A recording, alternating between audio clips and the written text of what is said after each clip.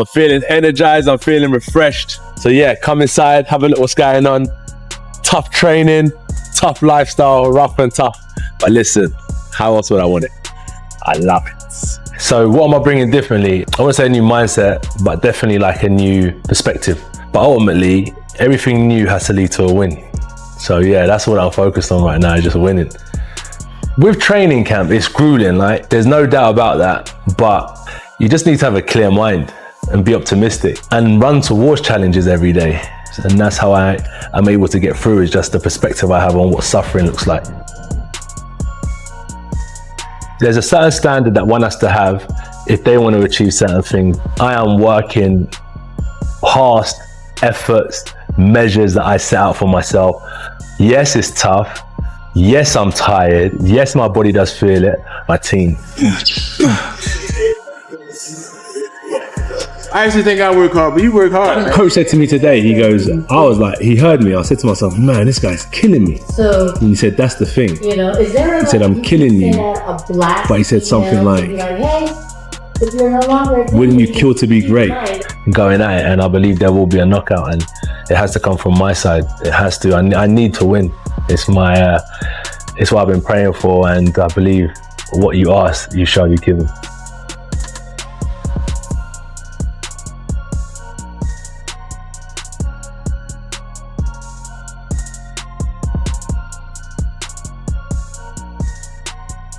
Anthony Joshua has recently begun his preparation camp before his forthcoming bout with Jake Paul.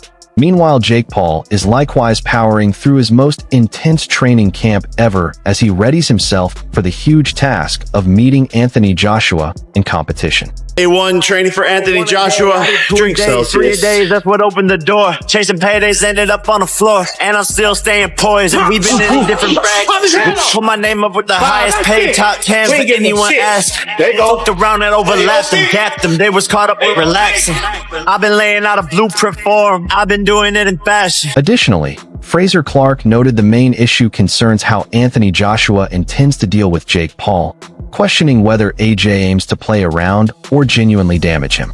Clark maintains Joshua will flatten him fast, describing a pit bull against Chihuahua matchup and cautioning that Jake faces real danger, though the massive payout renders the gamble enticing for him personally. I think he's gonna smash him, you know.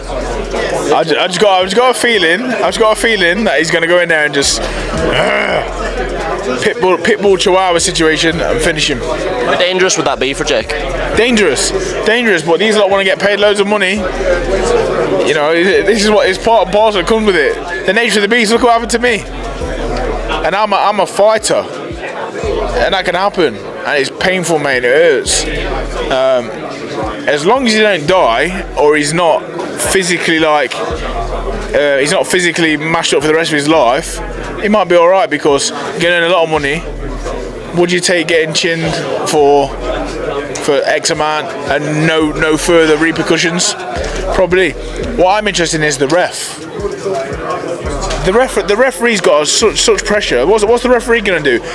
Surely the referee's going to be, as soon as he lands one, the referee's going to be in there. Is the ref being told before the fight, look, you got to let it go? I don't know how it's going to be. It's a strange one. Additionally, Robert Garcia mentioned he simply wants to witness Anthony Joshua's powerful right strike connect with Jake Paul.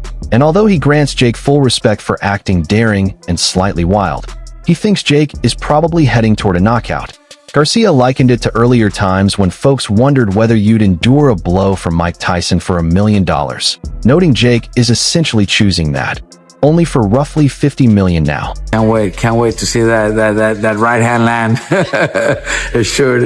I think there's no doubt. I got to give credit to Jake Paul. He's a crazy man. He's a crazy man, but he's making a lot of money. You know, I remember in the 90s growing up, everybody was saying, would you get knocked out by Mike Tyson for $1 million?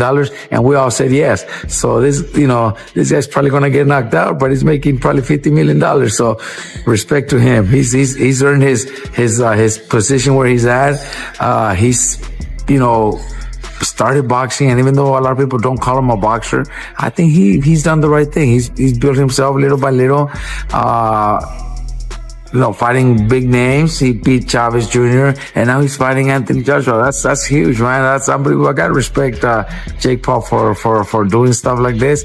More likely he'll get hurt, but for that kind of money, can't blame him either. Frank Martin stated he no longer considers Jake Paul merely an online figure since his abilities have noticeably improved. But he emphasized that entering the ring with a lifelong boxer such as Anthony Joshua represents an entirely separate and far more demanding realm today. I consider Jake now, I wouldn't consider him like a YouTube fighter no more. I feel like he put in the time. He gotten better throughout like all his fights. Like he done got better throughout all those fights, But it's still like when you fighting like fighters who actually like done it for like their whole life, it's a little different. If that fight happened, it'll be a good money fight. It'll be a good money fight. But that's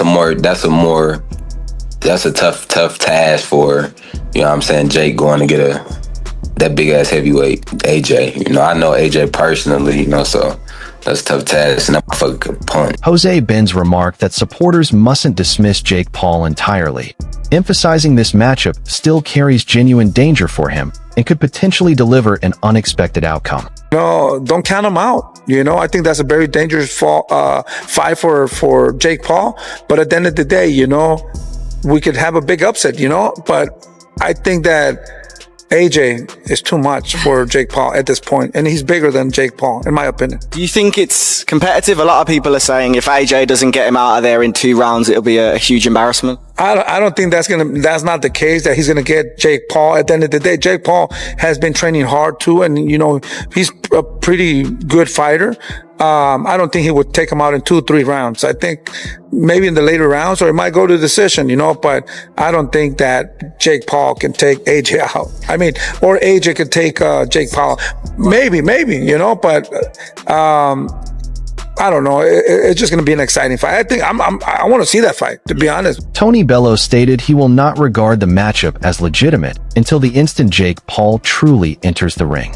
Don't believe it. I don't believe a single thing until I see him in the ring. I don't believe any. Even if they come together for a press, I don't believe it. I don't genuinely believe he will climb into a boxing ring with 10-ounce gloves on with Anthony Joshua. It won't happen. It can't. Hypothetically, if it does, how long does it last? As long as Josh wants it to. Simple as that. As long as he wants it to. The same way it did with Floyd Mayweather and Conor McGregor. The same way it did with Anthony Joshua and Francis Ngannou. Joe Rogan noted that should Jake Paul ever find himself across from Joshua, he would be confronting one of the sport's most fearsome hitters, explaining that the Ngannou fight demonstrated precisely how lethal Joshua turns when meeting opponents even a notch beneath him. You're going to fight one of the absolute scariest knockout artists in the heavyweight division. Maybe we should watch the Francis Ngannou fight so you could see. Let's watch that real quick, just so you can see what Anthony Joshua is capable if he's fighting someone that's not in his league. Okay, look, Usyk beat him, and he beat him twice, and Andy Ruiz caught him in the first fight and dropped him and stopped him. It was spectacular. Andy Ruiz is super fucking talented. Usyk is perhaps the greatest heavyweight boxer of all time. Maybe one of the greatest of all time in any weight class. Usyk. And Usyk beat him, and he beat him twice. The fact that Jake Paul wants to fight that guy, hey, I'll watch. I'm gonna watch. I'm definitely gonna watch. So you got me there. And if you want to show you're legit by taking on one of the scariest fucking heavyweights alive. Michael Bisping argued that even if Anthony Joshua prevails, many will still dismiss it, saying he only beat Jake Paul, the same boxer who earlier lost to Tommy Fury. If he wins, people are still going to say, well, you only beat Jake Paul, right? The man that lost to Tommy Fury, after all, right? That's the only loss in his record, Tommy Fury. You're telling me that Tommy Fury is going to beat him and then Anthony Joshua's not going to beat him? Can you imagine? That would be the biggest downfall of any boxer's career. The reality is, he's not going to lose. There is no way on this earth that Jake Paul can beat Anthony Joshua in a boxing match. That's just a fact, okay? Look at what he did to Francis Ngannou. Francis Ngannou hits as hard as a Ford Escort, going 100 miles an hour or whatever that stat was. He was the UFC heavyweight champion of the world, goes up against Anthony Joshua and gets flatlined. So to stand there and think that Jake Paul, who's much, much smaller, who has way less experience, that doesn't weigh anything near him, is going to have a chance. Talking about an Olympic gold medal. Discussing an Olympic champion, Adeladipo quipped that when the referee gathers both fighters in the center, Joshua could just shift backward once and finish matters immediately, underscoring how lopsided the showdown seems. He offered his final forecast for the bout, predicting AJ will begin. The referee will instruct them to meet in the ring's center. AJ will retreat, then advance and flatten Jake Paul in roughly 45 seconds afterward. Predictions for the fight? AJ will start the fight. The referee will say, come to the center of the ring. AJ will walk back. He will go over and knock out Jake Paul in about 45 seconds.